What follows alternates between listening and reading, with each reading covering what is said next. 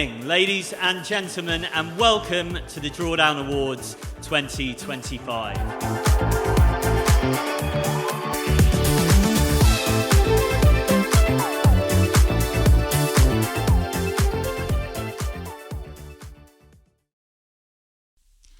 Hello everyone, and thank you for joining us for this Drawdown Awards special interview. I'm Jon Whiteaker. I'm the editor of The Drawdown, the home for insight and analysis on private markets operations, and I'm delighted to say that I'm joined by Ihar Valodzin, who is the founder of ListAlpha. ListAlpha is a deal and relationship management platform for private equity, and it was the winner of the CRM category at the Drawdown Awards 2025.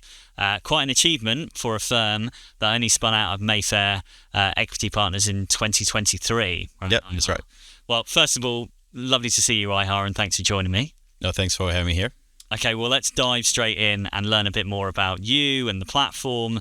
As I said before, ListAlpha is, still a relatively young firm. So winning the Drawdown Awards, best CRM is a pretty big achievement for you guys, right? So give us a little bit of a background, right, about when you started the company and what you saw as the opportunity, right? What was the gaps in the market that you were trying to fill?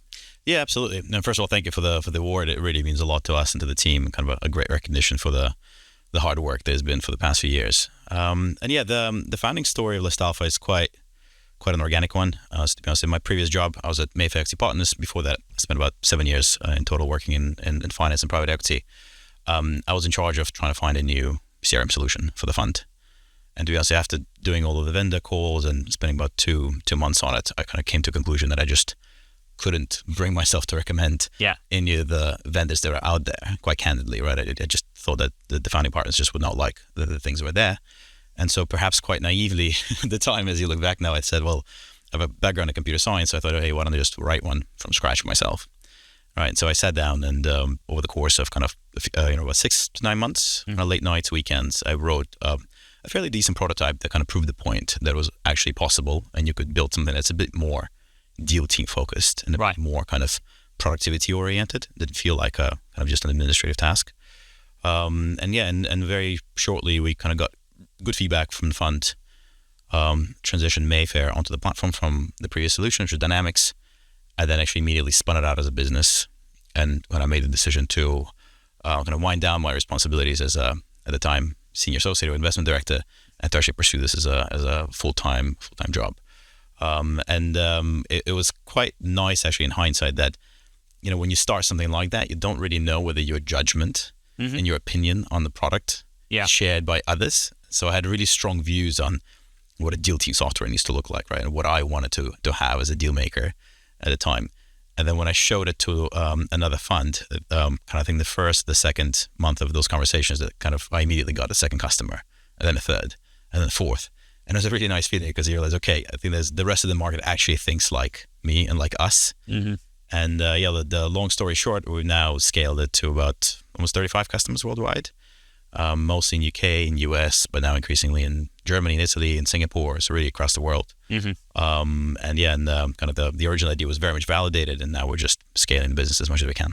So let's zero in on that then. Yes. So those issues that you identified with those CRMs, the existing CRMs in the market, when you were doing your initial analysis, what were the big problems that you saw with existing platforms? Yeah, I think the best way to describe it, there's a kind of the academic view and then there's the practical view. And I sometimes kind of prefer the deal team practical, like what's in the actual seat. Mm-hmm. Fundamentally, the issue is that people just hate using them, right? Like you literally had to be forced to use them, right? And I remember when I was at BC Partners as an associate, the CRM was this kind of thing that you log into when somebody tells you to. You kind of awkwardly click around, you kind of put some numbers in there, hope you don't get yelled at, and you leave, and you just pray to God that you never have to do that again, right? Yeah. It definitely doesn't feel like productivity software, right? It's not some place you go and you're like, oh my God, I'm a better investor from using this, right? Or I'm getting like a new angle on this deal. Mm-hmm. So in some ways, the thing that we're trying to solve, there's loads of like tactical and kind of, technical solutions that we're solving, but like at an overarching theme is to actually build a workbench for private equity that the deal teams really love using, right? And as simple as that, right? And my view on it is that if you're logging a deal or a new company that you're tracking, the software should tell you about who owns it, who are the competitors, what's the market, who's the founder, what's the EBITDA. There's so many interesting questions that you can have almost a conversation with a piece of software with, and it shouldn't feel kind of like an administrative burden that you're just doing for somebody else. And so that overarching approach, we've used it everywhere. And I think the vision that we have for the company is to be more of a workbench for private equity rather than just a CRM or a deal flow logging solution.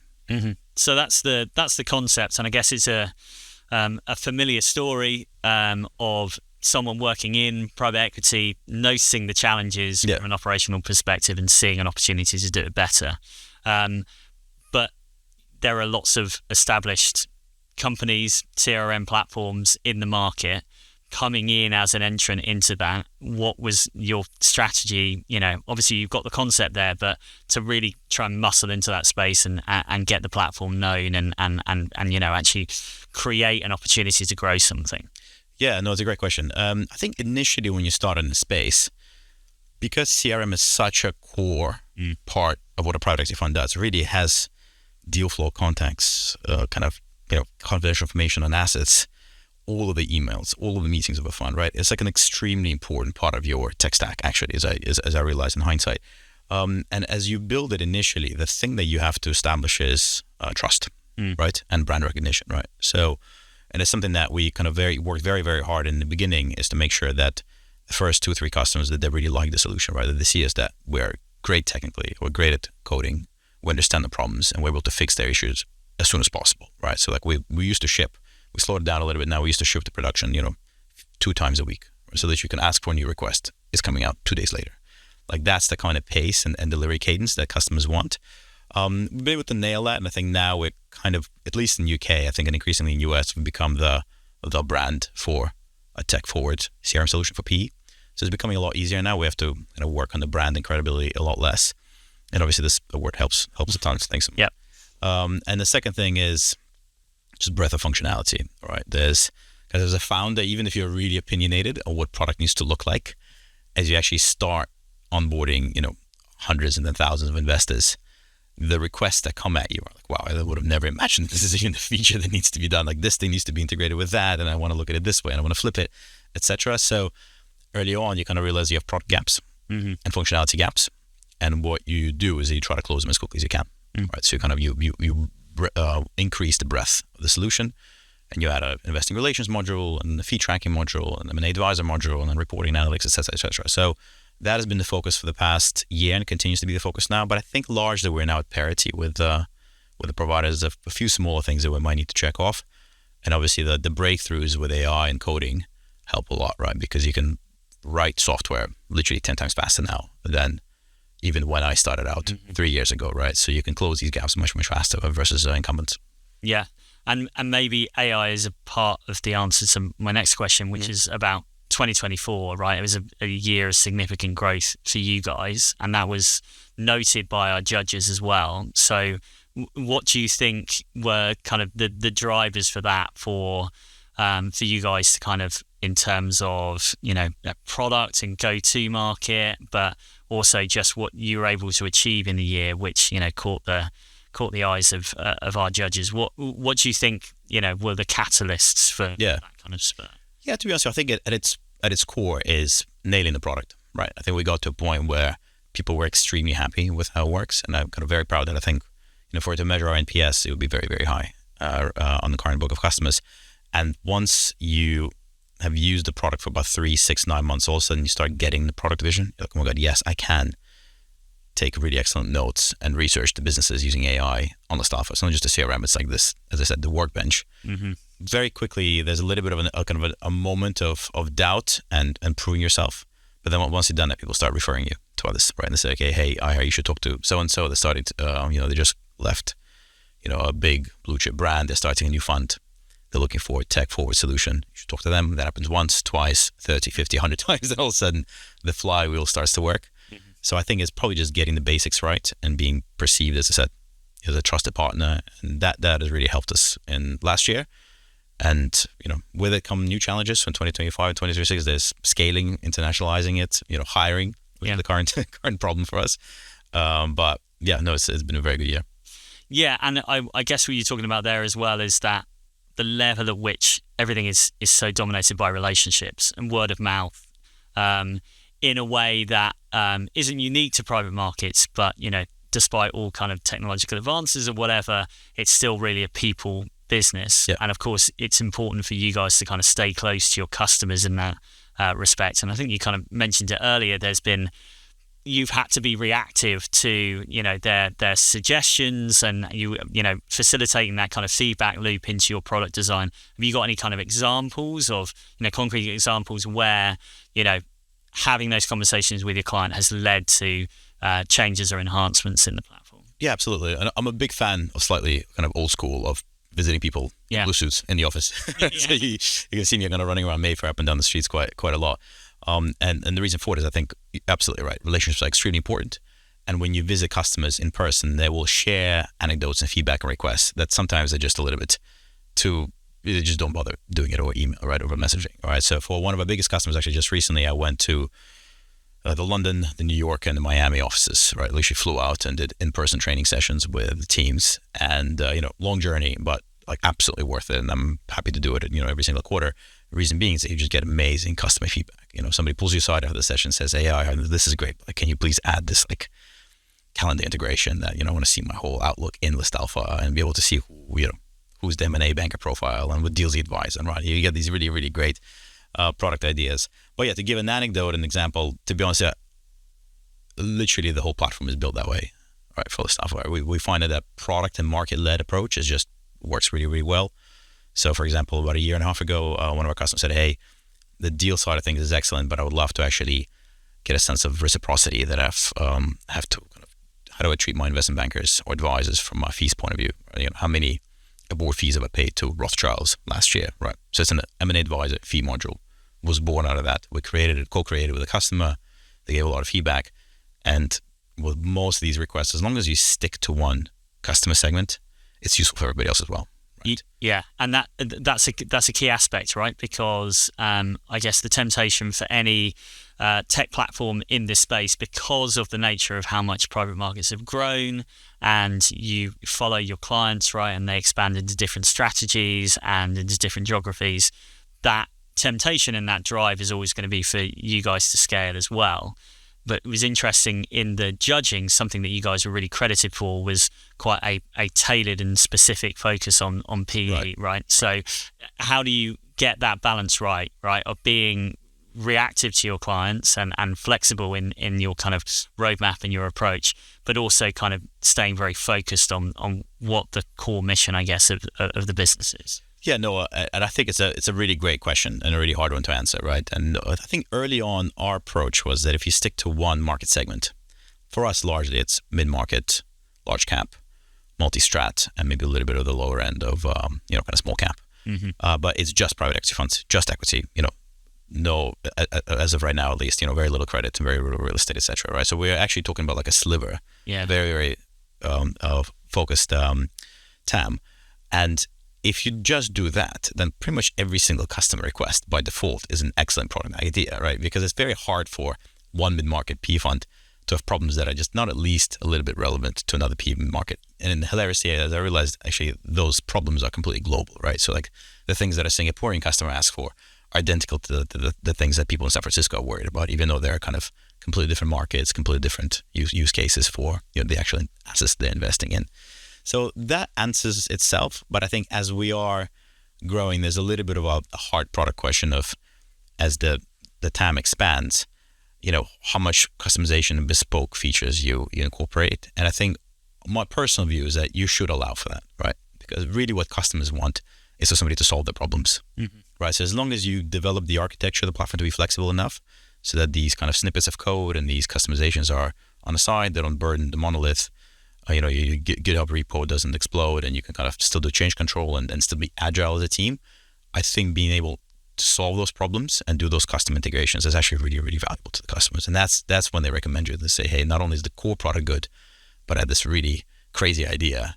I didn't just say no. They said, oh yeah, look, we can do that, right? And that's how you build that flywheel effect that I described. Sure. We've got this far without talking that much about AI. Yeah, right. Which is very hard these days. It's quite an achievement for us. So let's dive into that as a bit of a subject area.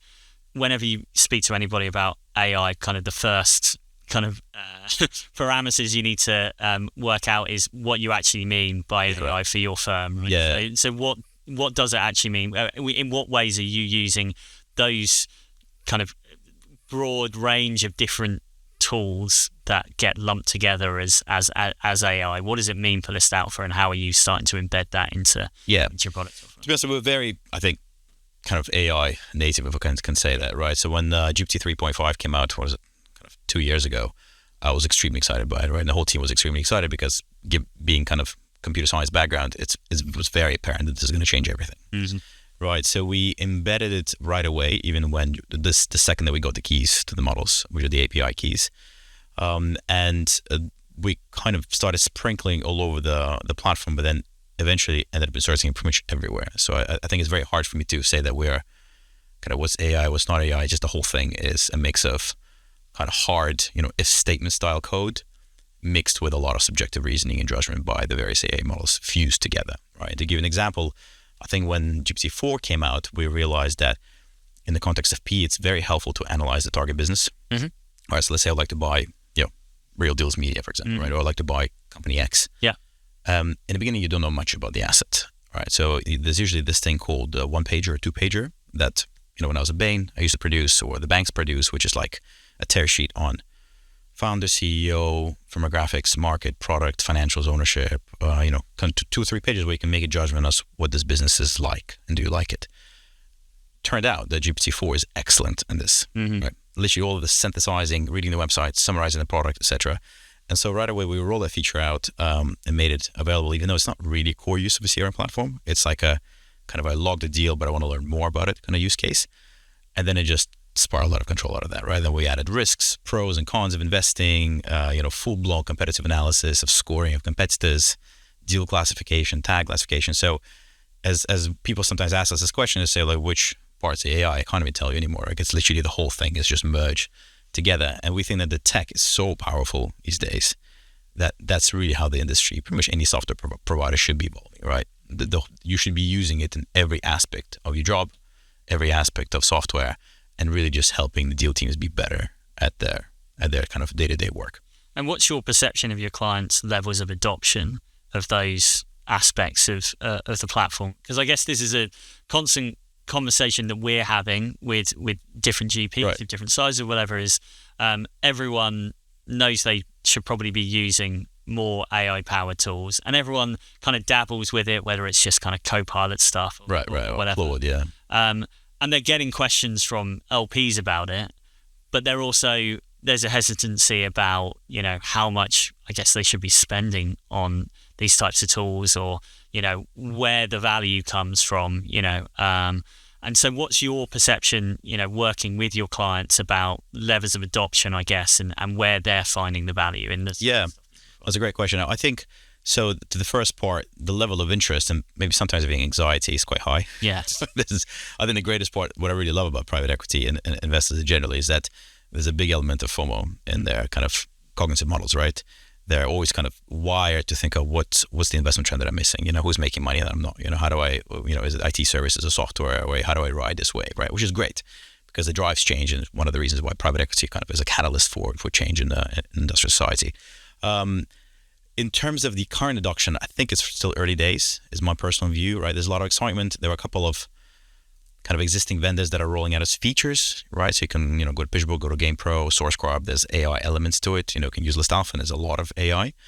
And there's some dedicated platforms like, the likes of Blue Flame, and others that kind of offer these, chat to PDF kind of applied LLM use cases from ground up. I think it will change a lot going forward, right? Because even if you look at really basic tasks, for example, like video transcription, right? Mm-hmm. You have a meeting with an M&A banker. Mm-hmm. You like to get a transcript of that conversation without taking notes. Then you want to get a summary with all the takeaways. And then ideally you want all of the assets that were described tagged with the actual domain name, logo, JSON on the asset, right? Mm-hmm. We're kind of nailing the first part, and I think we're going to nail the second part in the next 12 months, and then the third part. And you start realizing that you just need to be using everywhere, right? Like literally all of your emails should be read and assisted with a Copilot or a GPT-4, right? And help you with that cognitive offload. All your company research and screening needs to be done via an agent, right? So the opportunities are massive, but PEs being actually kind of a slightly fragmented industry, right? Because it's about 3,000, 5,000 funds worldwide. Yeah. Quite small, right? You can think of them as SMEs fundamentally, right? It's like a 10-person, 15-person shop. Their tech kind of R&D budgets are not very large, right? So one of the things that we're trying to do a lot is actually solve these things for the customers and offer a lot of these models and use cases kind of packaged up really, really neat, right? That might not work for, PepsiCo or Walmart because they have huge CTO technical departments, but it's actually the best way for P funds to get hold of this tech is usually through a provider like us or another alternative. Yeah. And probably a conversation for another day, but there's a really interesting conversation there around what counts as kind of a management cost and what counts as a fund cost going forward with different tools, right? And that's going to evolve over time as well, and will probably impact levels of appetite for tool use as well. Yeah, exactly. What costs in the board cost, right? It can be charged to kind of broken deal fees, etc. Exactly. Okay, so it feels like you gave a little bit of an insight into this when you were talking about agents, but what does the roadmap look like for the rest of this year? What are you excited about things that you're hoping to kind of roll out, or things you think are kind of like exciting big bets you might be taking? Yeah, no. So a feature that we just recently released, which I'm really excited about, is actually it's an AI agent for adding deals. Okay. Yeah, which is really, really cool. What it does effectively, just kind of set the scene a little bit. As a deal team, vice president, associate, you get a lot of inbound emails from Jefferies, from Rothschilds, with these SIMs, with these IMs and teasers, and over 100% you get, you might process and proceed to only like 5%, right? So the rest 95 usually get kind of logged in the CRM. Ideally, a lot of times just forgotten about and kind of archived it because you don't want to do it, right? So a lot of the automation and use case we're trying to offer is actually, hey, you can extract all of these really valuable documents automatically into the CRM, into ListAlpha, and then build your knowledge base on sector so that the next time, whatever, a water pump distributor in France comes up as an asset, the platform will just tell you, hey, you've actually have these teasers and IMs for like 10 other comps, right?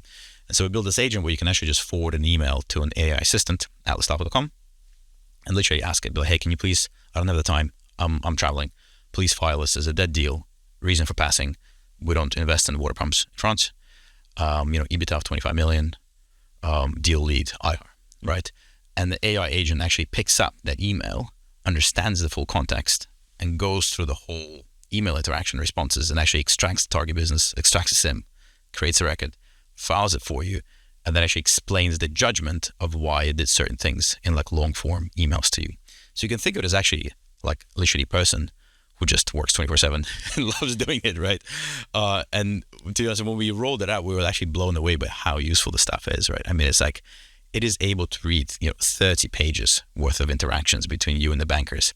And sometimes we were worried that it was like the false positive rate was incorrect, meaning that it was like, the email is about Project Atlas, but it would say, no, the company is like Advanced Software. And you're like, no, you're wrong. And then you read through the reasoning and it actually tells you, hey, on page 17 in this email, one of the bankers has slipped up and instead of referring to the company as Project Atlas, called it Advanced Software, unintentionally like breaking the NDA, well, revealing the confidentiality too early in the process. And that's the kind of stuff when you see it, you're like, oh my God, this is absolutely amazing, right? I'm seeing how I thought it was wrong, but the LLM is actually right and I'm wrong, right? And it's starting to kind of exceed your cognitive abilities, at least when it comes to large scale reading of emails, right? And once you roll that out, to me, that was a really aha moment. It was like, okay, this is happening now, right? This is no longer kind of open AI marketing bullet points. This is like reality. Yeah. So that's one of the things that we rolled out recently, and people usually love it because like, wow, this is like changing my workflow. Like I now have an infinite amount of analysts working for me, which is great, right? And obviously now there's new stuff coming out around deep research and other kind of agent type models, which we're working on. And our whole pipeline is largely just solving P problems with the tech that's coming out. And I'm convinced that there's a lifetime of businesses to be built in this space just by using that very simple rule. Yeah. No, that tool sounds fascinating. And I think it's exactly where kind of the technology is now, where applied in the right ways, as you described, it's an assistant that never sleeps and is super smart. Like any assistant or someone at a entry level, it might get things wrong every now and then, but it's like it will work like a dog for you. Yeah, and it will explain if it gets wrong why you got it wrong. You can ask it, right? Yeah. Okay, so final question for you. the outlook, next 2 to 3 years, what does success look like? What are your ambitions for where you want to take ListAlpha? Yeah, absolutely. So I mean, now we're roughly kind of 1.3 million ARR, about 35 customers, growing kind of 60 to 70% year on year. So it's a really nice trajectory. So kind of the ambition for me and for the business is to continue that growth, right? Kind of operationalize, scale, hire people, establish, a bigger footprint in North America and the US, because it's really the biggest market for private equity, and continue our very strong trajectory here in UK. And to be honest, the kind of the overarching story in this market is that, I'm really have a lot of respect actually for the DealCloud team that built that platform, right? Because they are the kind of the reference logo in this space. Yeah. And if you look at their story kind of outside in, is that there's a company called Salesforce that came across the financial services sector, 2000s, 2010s, and built a very big book of basically CRM for financial services. And then DealCloud came around and said, hey, this is really great, but Salesforce is really old school, kind of legacy, not very tailored to this market. We will build a dedicated software platform just for this space. And they basically took the entire industry from Salesforce into DealCloud. And in some ways, we kind of see that story repeating now with us, right? 7 years later. Our view is that, Salesforce and other legacy providers, they're good, they're fine. But really what the market needs is, as we discussed, AI, tech forward, super useful, workbench for the private equity funds. So even more tailored. And we've built that platform, and we're now kind of experiencing the same growth, where kind of started out with a few customers, then it's 10, 20, 30, 50, hopefully soon 100. So my goal is to just continue that expansion, build a really tech forward platform. And what I hope that we're known for as like the vendor of choice for funds that are really AI native or tech native, right? That if you want to build the most cutting edge solution, you go to ListAlpha and you work with us, right? And I hope that we can kind of keep that up and keep delivering on that trajectory. But that's a kind of vision that really excites me.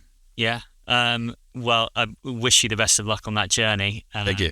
It's been absolutely fascinating chatting with you, Ihar. Thank you so much for taking the time. No, it's a pleasure. Thanks so much. And for everyone out there, if you want to learn more about the Drawdown Awards or read any more coverage on our winners, please visit our website. Thank you.